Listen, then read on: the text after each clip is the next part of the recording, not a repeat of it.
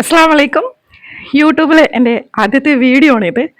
Okay, നിങ്ങൾക്ക് ഇഷ്ടമാകുന്നുണ്ടെങ്കിൽ share ചെയ്യുക, subscribe ചെയ്യുക.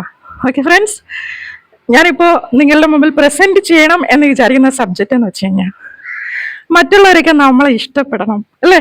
എല്ലാവർക്കും ഇഷ്ടമുള്ള കാര്യം അത്. എനിക്ക് ഇഷ്ടമാണ് കേട്ടോ അത്. നീ ഇഷ്ടമല്ലേ? ഓക്കെ, നമ്മൾക്ക് മറ്റുള്ളവരുടെ മുമ്പിൽ ഒരു വില ഉണ്ടാവണം അല്ലേ? മറ്റുള്ളവരുടെ മുമ്പിലൊക്കെ ഒരു വില ഉണ്ടാവണം, മറ്റുള്ളവർ നമ്മളെ അംഗീകരിക്കണം, മറ്റുള്ളവർ നമ്മളെ സ്നേഹിക്കണം, ഇഷ്ടപ്പെടണം എന്ന് ആഗ്രഹിക്കുന്നവരാ എല്ലാവരും, ഞാനടക്കം. ഓക്കെ, അതിനു വേണ്ടിയിട്ടുള്ള കുറച്ച് സീക്രട്സ് ഞാൻ പറഞ്ഞുതരുക. അതൊന്ന് അപ്ലൈ ചെയ്ത് നോക്കിക്കോ. ഓക്കെ, കുറേയൊക്കെ ശരിയാവുന്നേ, ശരിയാക്കാന്നേ. ഓക്കെ, മറ്റുള്ളവരുടെ മുമ്പിൽ ഒരു അംഗീകാരം കിട്ടുന്നതിന് വേണ്ടിയിട്ടുള്ള കുറച്ച് നുറുങ്ങ് വിദ്യകൾ ഞാൻ നിങ്ങൾക്ക് പറഞ്ഞുതരാം. ആദ്യമായിട്ട് തന്നെ നമുക്കറിയുന്നവർക്ക് എല്ലാവർക്കും നമ്മളോട് ഇഷ്ടമാണോ എന്നുള്ള റിയലൈസേഷൻ അത്യാവശ്യമാണ്. നമുക്ക് ഒരുപാട് ഫ്രണ്ട്സ് ഉണ്ട്, കൊളീഗ്സ് ഉണ്ട്, അതുപോലെ തന്നെ റിലേറ്റീവ്സ് ഉണ്ട്. ഇവർക്ക് എല്ലാവർക്കും നമ്മളെ ഇഷ്ടമാവണം എന്നൊന്നുമില്ല. കുറച്ച് പേർക്ക് നമ്മൾ ഇഷ്ടമായിരിക്കാം, കുറച്ച് പേര് നമ്മളെ കുശുമ്പോടും അസൂയയോടുകൂടി നോക്കുന്നവരും ആയിരിക്കാം. ഓക്കെ, അപ്പൊ അത് തരം തിരിച്ച് മനസ്സിലാക്കാനുള്ള ഒരു പക്വത ഉണ്ടാക്കിയെടുക്കുക. ആദ്യം ഇഷ്ടമില്ലാത്ത ഇടങ്ങളിൽ നിന്നും ഇറങ്ങി വരാനുള്ള ഒരു തയ്യാറെടുപ്പ് നടത്തുക. ഇതാണ് ആദ്യത്തെ പോയിന്റ് എന്ന് പറയുക. നമുക്ക് ഇഷ്ടമില്ലാത്ത സ്ഥലങ്ങൾ, നമുക്ക് വാല്യൂ ഇല്ലാത്തവരുടെ മുമ്പിൽ പോയിട്ട് നമ്മൾ നാണം കെടാൻ നിൽക്കരുത്, അല്ലെങ്കിൽ കൂടുതൽ സംസാരിച്ചിട്ട് നമ്മുടെ സമയം കളയാൻ വേണ്ടിയിട്ട് നിൽക്കരുത്. ഇതാദ്യത്തെ പോയിന്റാ. ഇതൊന്ന് ട്രൈ ഔട്ട് ചെയ്യുക. നമ്മളെ ആവശ്യമുള്ളവരുടെ മുമ്പിൽ പോയിട്ട് നമ്മളുടെ കാര്യങ്ങൾ പ്രസന്റ് ചെയ്യുക. നമ്മളെ ഇഷ്ടപ്പെടുന്നവരുടെ മുമ്പിൽ പോയിട്ട് നമ്മളുടെ സമയം കൂടുതൽ സ്പെൻഡ് ചെയ്യുക. ഇഷ്ടമില്ലാത്ത ഇടങ്ങളിൽ നിന്നും ഇറങ്ങിപ്പോരാൻ ശ്രമിക്കുക. ഇനി രണ്ടാമത്തെ കാര്യം എന്താണെന്നറിയോ? ആവശ്യമില്ലാത്ത വലിച്ചു നീട്ടലുകൾ നമുക്ക് ആവശ്യമില്ല. ഒരു കാര്യം പറയാനുണ്ട്, സ്ട്രൈറ്റ് ഫോർവേഡ് ആയിട്ട് പറയുക, തിരിച്ചു വരിക. അല്ലാണ്ട് blah blah blah blah blah എന്ന് പറഞ്ഞ് അധികം സംസാരിക്കുന്ന ഇടങ്ങളിൽ എന്തുണ്ടാവില്ല, വില ഉണ്ടാവില്ല. അവര് നമ്മൾ എന്താ കാണുക? വില കുറച്ചിട്ടേ കാണത്തുള്ളൂ. മൂന്നാമത്തെ കാര്യം എന്ന് പറയുന്നത് അപ്രീസിയേഷൻ ആണ്. എല്ലാവർക്കും ഇഷ്ടമുള്ള കാര്യമാണ് അത്. ഒരു നന്മ കണ്ടു കഴിഞ്ഞാൽ അത് നന്മയാണെന്ന് എടുത്തു പറയാനുള്ളൊരു മനസ്സുണ്ടാവുക. നല്ലൊരു ഡ്രസ്സ് ഇട്ടൊരു കുഞ്ഞു പോകുന്നുണ്ട്, മോളെ നിന്റെ ഡ്രസ്സ് കാണാൻ നല്ല രസമുണ്ട് കേട്ടോ, നിന്റെ ചിരി നല്ല രസമുണ്ട്, നിന്റെ ആറ്റിറ്റ്യൂഡ് പൊളിയാണല്ലോ. എങ്ങനെ നമ്മൾ മറ്റുള്ളവരെ പോസിറ്റീവായിട്ട് സംസാരിക്കുമ്പോൾ അവർ നമ്മൾ ഇഷ്ടപ്പെടാൻ തുടങ്ങും, നമ്മളെയും അവർ പോസിറ്റീവായിട്ട് കാണാൻ തുടങ്ങും. പിന്നെ ഒരു കാര്യമാണ് നമ്മൾ ഉപദേശിക്കുന്നവർ.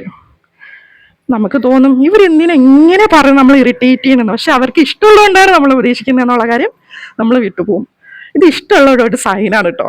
ഉപദേശിക്കുന്ന ഫ്രണ്ട്സ് ഉണ്ടെങ്കിൽ അവരൊരിക്കലും വിട്ടുകളയരുത്. അവർ നമ്മുടെ നന്മ ഉദ്ദേശിക്കുന്നവരാണ് എന്നുകൂടെ മനസ്സിലാക്കണം. പിന്നെ ഒരു കാര്യമാണ് നമ്മൾ സംസാരിക്കുന്ന സ്ഥലം, ആ ആളും തരവും കണ്ട് സംസാരിക്കാന്ന് പറയും. എല്ലാവരെയും ഒരേ ആറ്റിറ്റ്യൂഡിൽ കാണാതിരിക്കുക.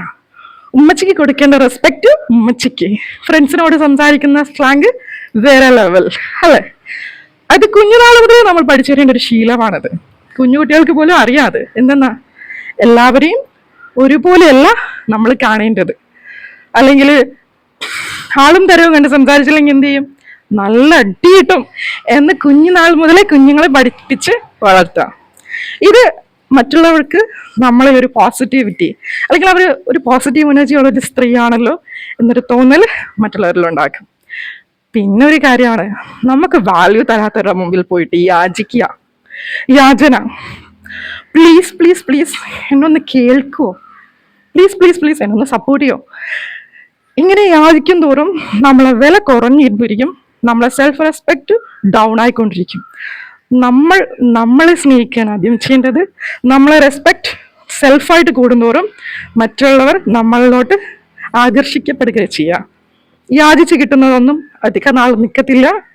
അല്ലാതെയുള്ള നേട്ടങ്ങൾക്ക് മാത്രമേ മൂല്യമുള്ളത് മാത്രമേ നിലനിൽക്കത്തുള്ളൂ എന്നുള്ള സത്യാവസ്ഥ നമ്മൾ മനസ്സിലാക്കുക തന്നെ ചെയ്യണം.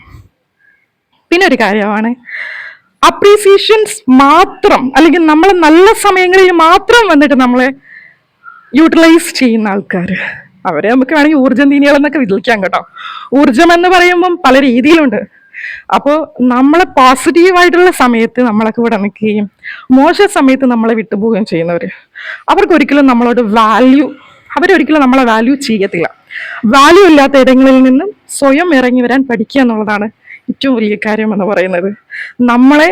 നമ്മളെ പോലെ സ്നേഹിക്കുന്ന, നമ്മളെ ഇഷ്ടപ്പെടുന്നവരെ, അല്ലെങ്കിൽ നമ്മളെ ഡീപ്പായിട്ട് മനസ്സിലാക്കുന്നവരെ അതേ ആത്മാർത്ഥതയും വാല്യൂയോടുകൂടി കാണാൻ പഠിക്കുക എന്നുള്ളത് അടുത്തൊരു പോയിന്റാണ് കേട്ടോ. അങ്ങനെ കാണുന്നവരും അവർ നമ്മളോട് ചേർന്ന് നിൽക്കാൻ ശ്രമിക്കും. അങ്ങനെ ഉണ്ടാകുന്ന സൗഹൃദങ്ങൾ, അങ്ങനെ ഉണ്ടാകുന്ന റിലേഷൻസ് അത് എന്നും നിലനിൽക്കുന്ന ഒന്നാണ്. അങ്ങനെയുള്ള റിലേഷൻസ് എന്നും നിലനിൽക്കട്ടെ എന്ന് സന്തോഷത്തോടെ ആത്മാർത്ഥമായിട്ട് ദുആ ചെയ്തുകൊണ്ട് ഞാൻ എത്തുന്നു. ഞാൻ നിങ്ങളുടെ മൊഫി.